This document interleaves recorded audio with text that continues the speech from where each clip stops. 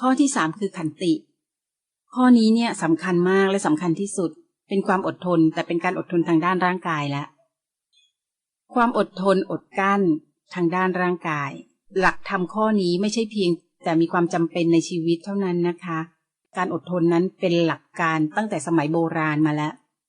อย่างพระพุทธองค์ถ้าท่านไม่ทรงอดทนก็จะไม่สามารถที่จะบรรลุพระโพธิญาณได้เลย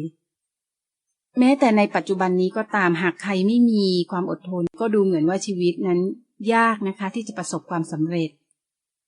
โดยเฉพาะชีวิตคู่ความอดทนทางกายยังไม่พอต้องอดทนทางใจอย่างมากเช่นกัน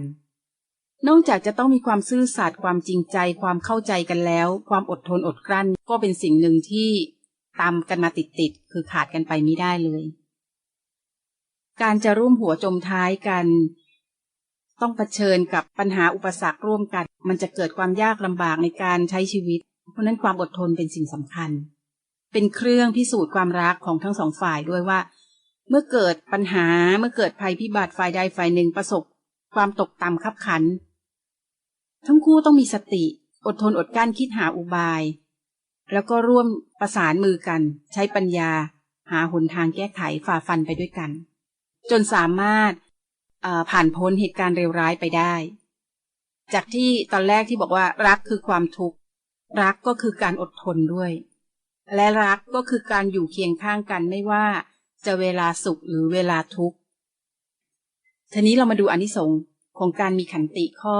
ความอดทนทางด้านร่างกายบ้างก็เช่นจะทำให้เราต่อสู้กับอุปสรรคปัญหาต่างๆได้การงานก็จะทำงานได้ดีเป็นที่พึ่งเป็นหลักของครอบครัวได้นะคะเป็นที่พึ่งของคนอื่นได้แล้วก็เราก็จะไม่มีเรื่องทะเลาะวิวาทกับคนอื่นเช่นกันแล้วที่สำคัญคือเราจะไม่หลงผิดไปในสิ่งชั่วชีวิตเราก็จะประสบกับความสำเร็จทีนี้เมื่อมีอานิสงส์ของขันติแล้วโทษที่ขาดขันติล่ะถ้าเราขาดขันติไปเนี่ยเราจะได้รับโทษอย่างไรบ้างคนที่ไม่มีขันติความอดทนจะเป็นคนเหลาะแหละทำอะไรก็จะถูกคนอื่นดูถูกเหยียดหยามง่ายก็เพราะว่าความอดทนไม่มีทำอะไรนิดอะไรหน่อยเงี้ยก็ไม่เอาละร้อนก็ไม่ไหวหนาวก็ไม่ไหวเหนื่อยก็ไม่ไหวยากก็ยิ่งไม่เอาใหญ่เลยนะคะถ้าอย่างนี้ไปอยู่ที่ไหนก็ไม่มีใครเขาเอา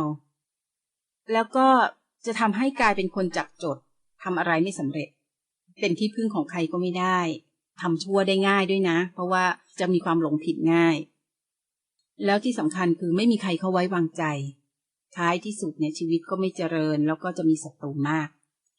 บอกว่าขันติข้อที่3สำคัญที่สุดสำคัญมากจริงๆโดยเฉพาะในสภาวะแห่งปัจจุบันการแข่งขันการทำงานการเรียนมีการต่อสู้กันสูงมากเพราะนั้นน้องต้องมีความอดทนสูงมากเช่นกันแต่ว่าเราก็ต้องมีธรรมะอยู่ในใจเพื่อที่จะดับความร้อนทั้งหลายที่เป็นปัญหารุมเร้าเข้ามานั้นให้คลายลงให้เย็นล